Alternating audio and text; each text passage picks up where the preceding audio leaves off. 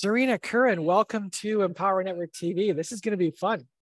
Oh, thank you, Amos. I'm so happy to be here with you. Well, thank you for your patience too. I was just telling Serena, everyone, I'm 27 minutes late to starting this, which is totally on me. Things went longer today. The interviews, it's just what a power-packed day it's already been. So I'm excited to dig into this with you because when I got on the call with you, you started sharing with stuff about the soul and how about getting. Now, I don't want to take your words away from you. So how do you want to start this? Because you have some strong statements you're making that are just like, if you do this, this happens. So please take it away. Serena, please take it away. Well, I think I'll start with just a little bit of a story, which is that, I came into a family. My parents were like children when I was born. And so they really weren't equipped to really take care of me. So I was pretty much on my own right from the beginning. And I had 3 siblings within about 4 years. So I was pretty much on my own from the beginning. And I did come in here as a natural healer and a psychic. And so I connected with source even as a child, connected with, and what did that look like as a child? Like, are we talking 4, 5, well, 7? At least I don't know because I don't remember a lot of that, but at least I would say, I know that in round 5, I blurted out some things that were secrets, and this created a kind of a chaos in the family, as you can imagine. We have So a I little was snapshot, a little receiving. taste of what did you kind of blurt out? Do you want to give us a little teaser? I don't remember what it was. I only know it was a family secret, and I got in a lot of trouble. So it's a total blank out. But my point being that that prepared me for later in my life when these big leaps came in front of me, because I already had this connection, and I wasn't totally aware of it. I mean, I can remember standing by the river and watching the river go by, and a squirrel jumped on top of my head. So that to me I was in meditation, and the squirrel, I was so still that a squirrel jumped on top of my head thinking I was a tree or something. So I don't have a lot of recollections. I can remember lying on the grass and looking up at the clouds and thinking about what the world was like. So or looking at ants and thinking, oh, I wonder if we're ants in some other world, that kind of stuff, kid stuff. But it really, what I'd say about it is that later in life, when there were big leaps asked of me, it gave me that trust and that ability to surrender and take the leaps. And I can tell you a little bit about them. One of them being I guess I'll give you the one just before the really big one, which was that my sister was visiting. I had a home and I had 3 kids. My sister was visiting, and I just started a business, and she said to me, "You can go while I'm here." And I said, "Go where? I'm not going anywhere. I've got all these things going on. I have all these responsibilities." And as the day went on, she said, "Well, where would you go if you could go anywhere?" And out of my mouth comes Europe, which I had never said ever in my life. Well, the bottom line was in 10 days, I was gone. I put a pack on my back. She stayed with my children. My brother said I said, I wouldn't even know where to go. My brother said, "What if you always want to collect?" I said, "Fairy godmothers." He said, "That's easy. Go to Scotland." So I went to Scotland, and I didn't know where I was going to travel or how long I was going to be or anything. And I actually circle danced at Findhorn on summer solstice. And I just traveled, and I wound up traveling for 3 months, and I traveled intuitively throughout Europe in about 12 countries or so. And at the end of that journey, I had recognized that I was going to go live in Europe. Now, if you had told me that at the beginning of the journey, I would have told you were insane, right? And so I went back home, and I talked to my ex-husband. I said, "I'm going to move to Europe," and I had to sell my house and my children move. And I went back to. And so that was the hardest thing I've ever done in my life. That was the hardest big yes. And I didn't know where I was going to live, what country I was going to live in. I didn't actually know exactly why I was going there. I discovered a little while later, I dreamed I was a healer, and I discovered that I had these healing abilities. And I took 3 weekends of training. That's all I had. And then I took off for Europe. And I traveled along the Swiss, German, Austrian border. And when I crossed into Austria, I knew I was going to live there.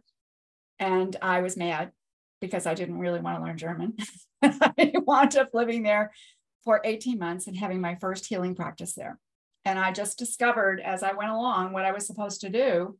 And it turned out I was going to do these healing circles. And I'd done 2 little ones, sort of randomly, and somebody had a healing. And that's how I knew, oh, that's She said, I understood English much better than because I did it in English. There's a whole other story to that too. And don't want to get the story too long.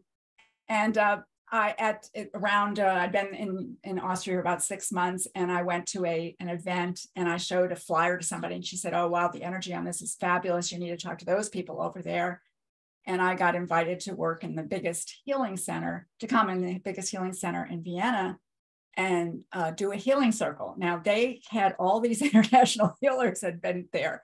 And so here I am. I've only done 2 of these little things, and they have 30 people in the room. And I can remember them saying Amerikanisches Heilerin. And I go, oh, I just went to my guys, well, that's us. So we're on. And I had them dance. I had gotten a message that they should dance. And then I did a meditation, and I transmitted energy around the room. And then they invited me to come. They came and said, we don't know what it is. We love your energy. And will you come and work here? And I had my first healing practice there. So that's how I got started. But my point being that took a lot of trust and a lot of willingness to, just to go into the unknown. And that's where, that changed my whole life.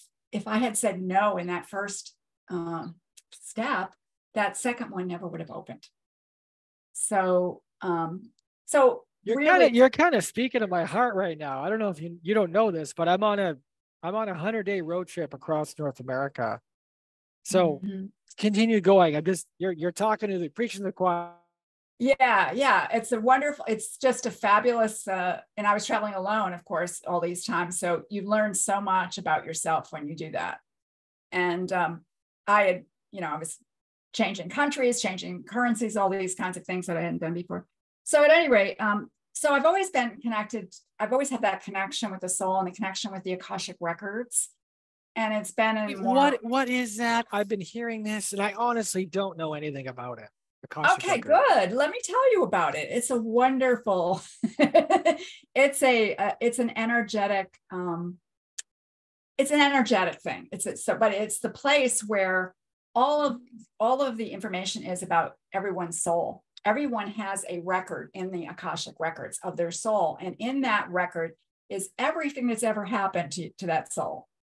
And it's a couple of things. One is you can go in there and you can, as that soul has traveled, it's made some decisions along the way, like all of us, that weren't for their highest good. And some of those create patterns or interferences, and those are still there in the records.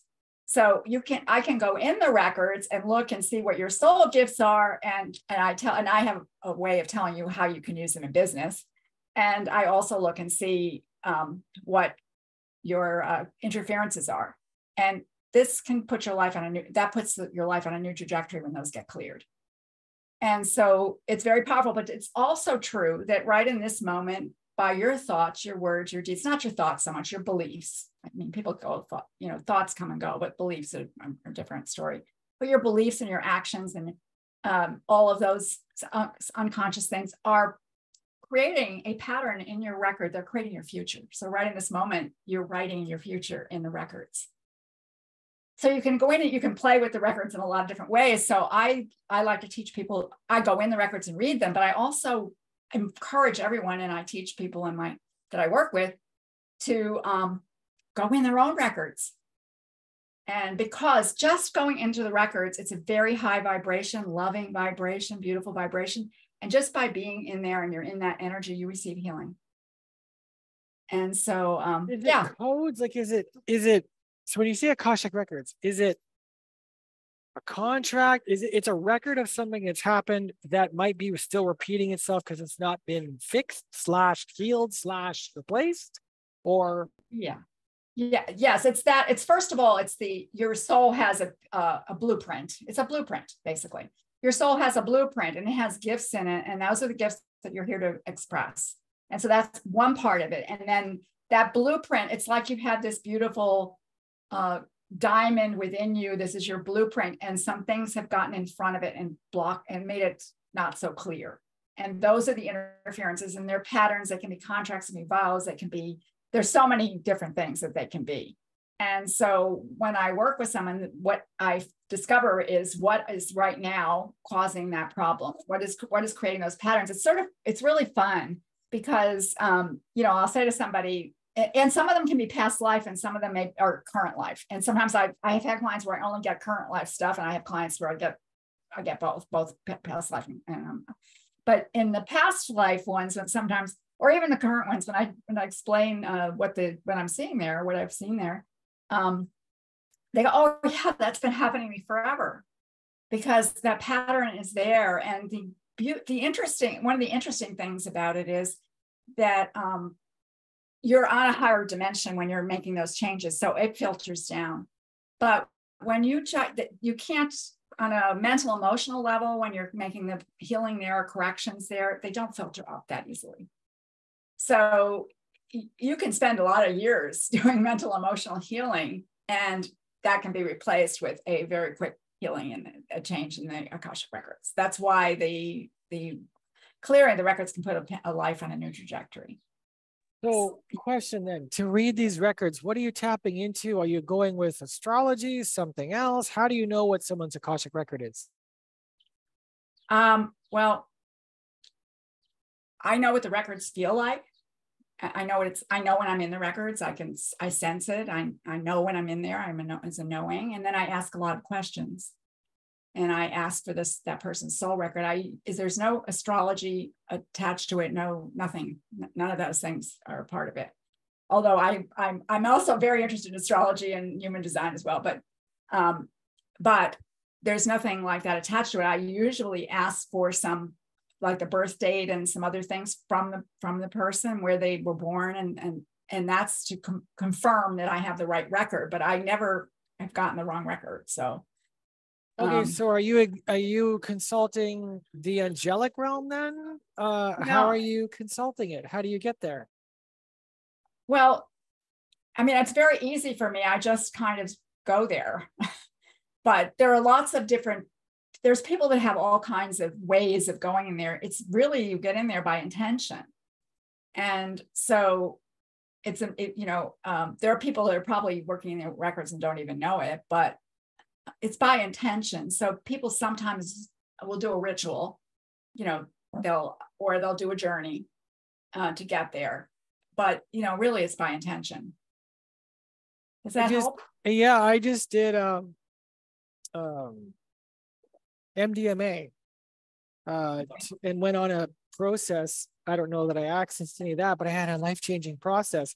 I'm just curious because, my eyes have been opened the last, I don't know, the more I grow, the more I realize I don't know. And the more I realize I don't know, the more I question everything. And I go, well, hang on a second. If truth is not insecure, truth, I call God, is not insecure. Me asking questions, because if I'm supposed to become like a child again, childlike, not childish, but childlike, I got to be open-minded. I got to be curious. I got to be adventurous. I got to be willing to risk, because that's what kids do innately, because that's where all the discovery is. That's where life is. And if I'm not on that cutting edge, I'm not bloody well alive. So I'm opening up to a lot of things, just wanting to make sure I'm open to the right stuff. How does a person know they're opening up to the right stuff in your mind and not the wrong stuff? Well, first of all, it's a very loving, supportive environment. And if you're ever connecting with something that's not loving, that's a disconnect. But you also can set your intention clearly. I only invite here to connect with me the beings of highest light and vibration. And I set my intentions to go into the Akashic records, and because I sense it and know I'm there, it's second nature for me. But you can say an intention, a prayer kind of thing to bring yourself into the records. But if you get to something that is not joyful, happy, or loving, and that kind of vibration, this is not someplace you want to go, and that's a disconnect right there. And I want to say something else too, which is, you bring up a point. Like, we live in this gigantic cosmos. So anybody that says they really understand it doesn't get that we live in this gigantic cosmos, because we don't understand it. What we do understand is some ways to access information. We've been given, I think it was Edgar Cayce who first talked about the Akashic records. So we've been given entree into certain things by the powers that be, by source. Yeah. So your journey then, so you go on this 90-day you leave your kids they got sitters, your family, and then you go 90 days, you're over in Scotland, you're over in it. What is the next thing? Or did you already cover that? You said this is the second most important thing right before the big thing. Is that you moving to, okay. Yeah, selling my house, selling everything I owned, having my children move out. And I had like 20 boxes of left. And I remember the last night I was in my home, I was by myself. There was just a mattress on the floor because that was going out in the trash and the boxes were going to be shipped. And I was off. And I remember lying there and looking at those boxes and going, oh my God, that's all that's left of my life. That's it right there. Those boxes did not come back from Austria. They went to Yugoslavia as a donation. But anyway, yeah, that was huge to do that, to make that decision and to follow through on it and to be listening. I had my sister call me and tell me I wasn't being a good mother. And, but this is one of those things about a mission, like I knew I was being called and I could feel that call. And so that call was so powerful that it was pulling me. It was, like a magnet was pulling me to do this. And it felt so right in my body. So I didn't have any details. I tried I was 9 months before I went back, by the way. It took 9 months to do all this, to have my children move and sell all the stuff and everything else. And lost my train of thought there. So it took 9 months to do that. And during that 9 months, I went to psychics. I tried to find out what country I was going to be in, could not find out what language I should learn. No one had the information. I had to go cold, not knowing where I was going to live, not having any connections or anything. Yeah. That's where life is, like, really. Like, does the tree ask the soil, hey, when are you guys going to bring me more nitrogen? Does the tree ask the river, when are you going to fill back up so that your banks can overflow so my roots? Real life is not knowing a damn thing. And you jump off the cliff like you did, and way to go. So people that feel called, what would your words be to them if they're like the called, whether it's physically, metaphorically, whatever, to do something, to journey, to step out? How did you get the guts to do this? How did you say yes? Well, it's that connection to source and that feeling of, that sense that I was on a mission. Even when I got there and I was in Austria, I wasn't clear why I was there, but I knew that I was sent there. I felt this, I was sent there. There was a reason I was here. And I was Don Quixote. I pulled off things. In January, like a few months later, I discovered that I needed to start my own business in Austria. And I remember I sat on the bed and I said, if I had known this was true, I would not have come. And then I went, okay, let's do it. And I did it in German. I was just learning German. I went out and rented places and did advertising because at that time there was no personal computers. So So I was living the laptop lifestyle before there were laptops. So that's amazing. I love that. Yeah. So you're this fiercely brave person, because this is years ago. And now what have you been doing the last 20 or whatever years? Like, where is your journey taking? Oh, I've been all over the place. That was just the first time I jumped off. I've been everywhere. I've been back to Europe several times, and I can tell you another story about that one, which is I was in Sedona, and been in Sedona for like 7 or 8 months. I'd come from Boulder. Before that was Atlanta. Before that I was in Hawaii. I lived in Hawaii for 3.5 years, and so I've been from Austria. I went to Hawaii, so that was another jump off. I'm like, when I was getting the message to go to Hawaii, I was like, okay, so let me get this straight. You want me to go halfway across the world to a place I've never been? I'm almost out of money. Is this right? And yeah, it was right. So at any rate, you get the message. You have to feel it. You have to sense inside you. But I started telling you about Sedona. I was in Sedona and I was getting the message to go back to Europe, and I didn't want to go. I was like, I don't want to go. I just want to go. No. And I kept getting, go. And then somebody said to me, I think you're supposed to go to Greece, the islands. I said, there's 1,000 islands. The next thing I know, I'm in the bookstore looking through the books at the islands in Greece. I didn't decide to do that.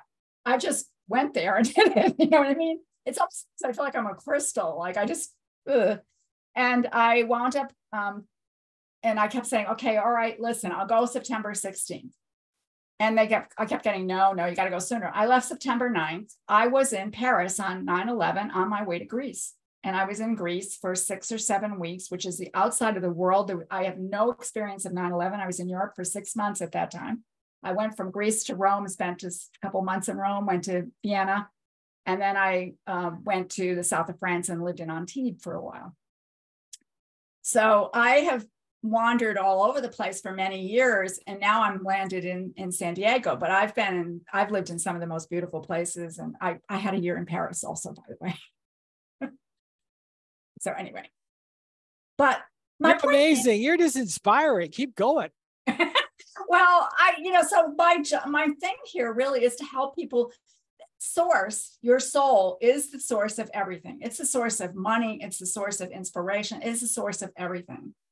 And so my whole thing here is to help people to connect with their soul on that level of being able to trust. And, this is something you build up if you haven't built it up. That's why I told the story earlier. I had already had a relationship with, trusting.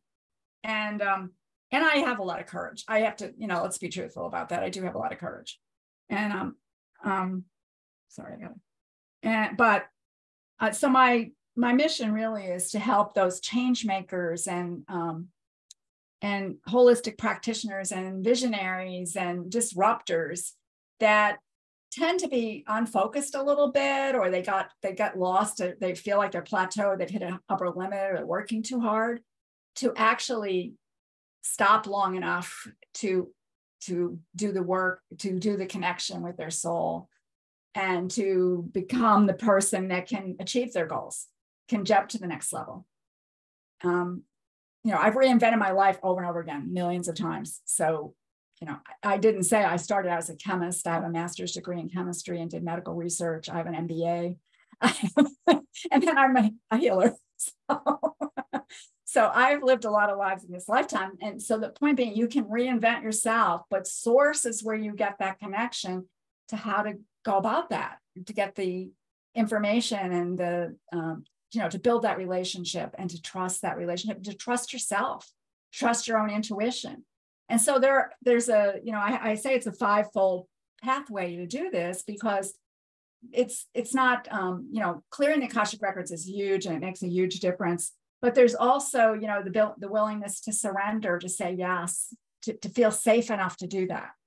And that's something you can create for yourself, to know how to deal with your emotions, emotional alchemy, to tell yourself the right stories, right? Our narratives that we tell ourselves, and to nurture your receptivity and your intuition, and that nurture that connection to source. So I teach all of that, because it's also a process. And it's about, for me, I want everyone to be able to evolve themselves.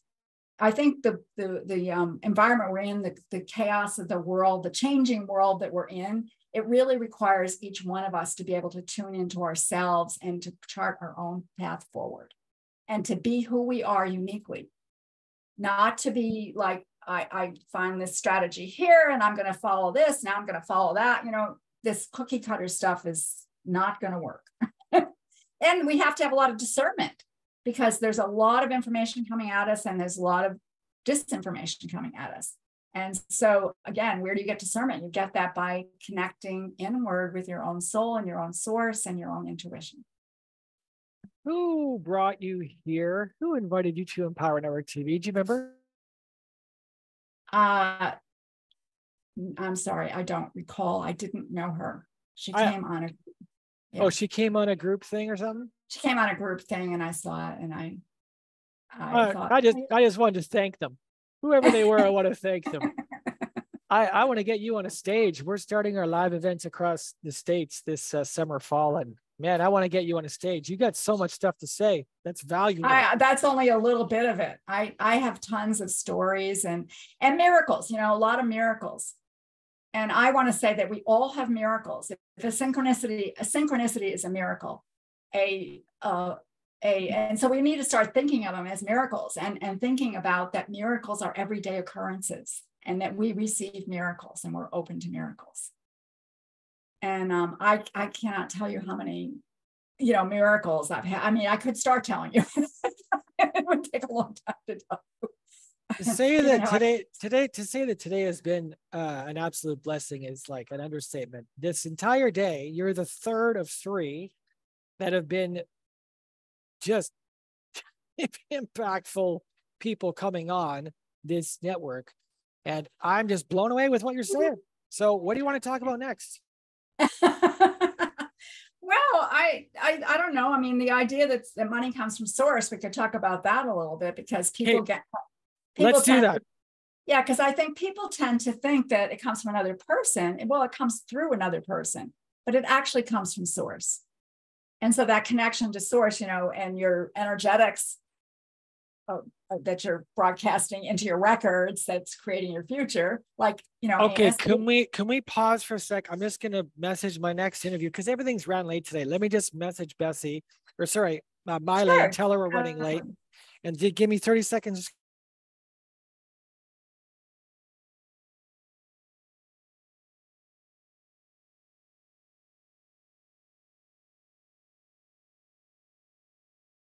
Mm-hmm.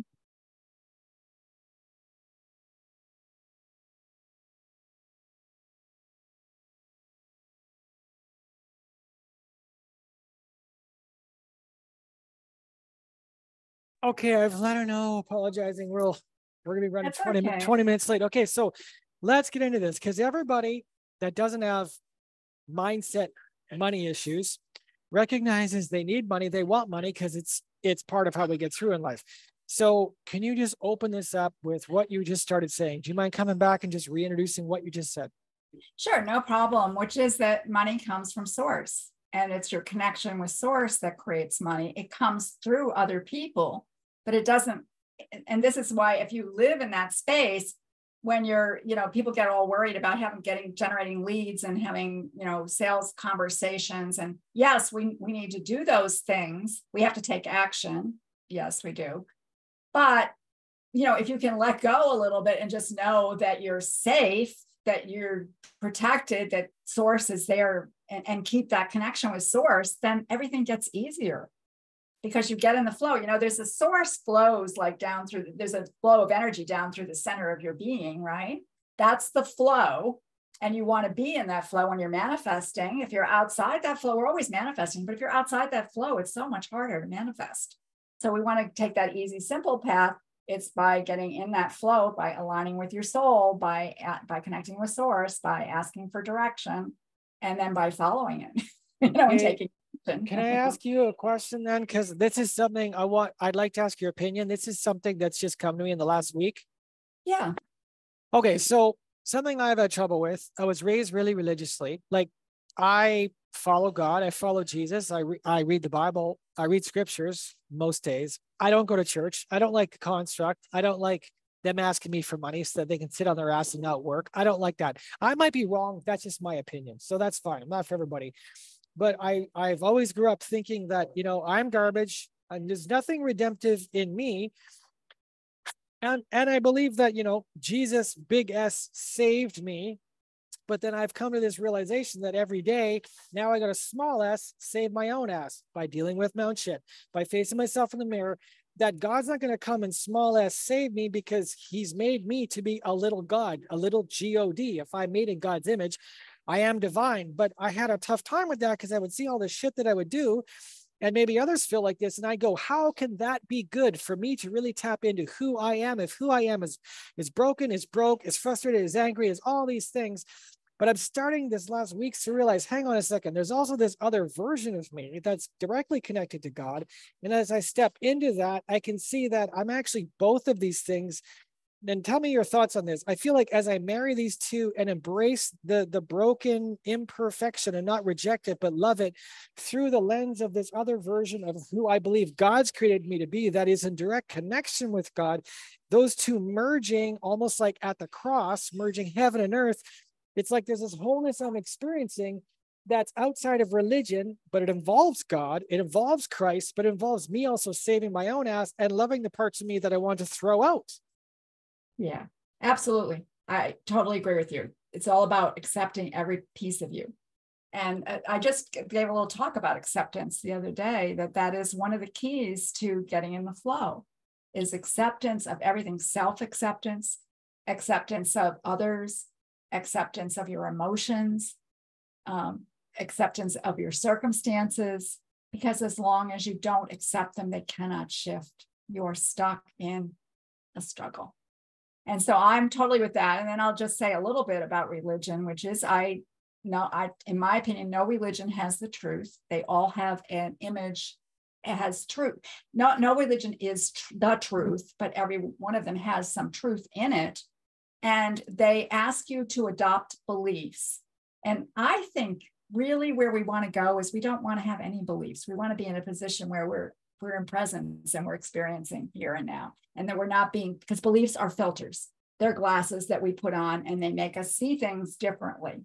And perception is everything, how you see something. And so, I also was raised as I wouldn't say, I don't think I ever really fully embraced. I was more rebellious. I'm kind of a revolutionary, rebellious kind of person. But I was raised in the Catholic Church, not very Bible oriented, but it gave me I want to say, a stilted version of Jesus, because Jesus is really all about love and acceptance. And I think that we're even seeing this now, that there are people who speak unkindly of other people or reject other people, and they identify themselves as being followers of Jesus. Jesus was all about love and acceptance, and this is, and to me, the story of the crucifixion is an allegory of your own spiritual journey, just as you said. So so that's where I stand on that matter. And so we don't need that. That's a kind of maybe, everybody's got to have different experiences. Let's just say this: when your soul comes here and it has those interferences in it, it comes to people that will help them to have experiences of those interferences. That's allowing them to heal.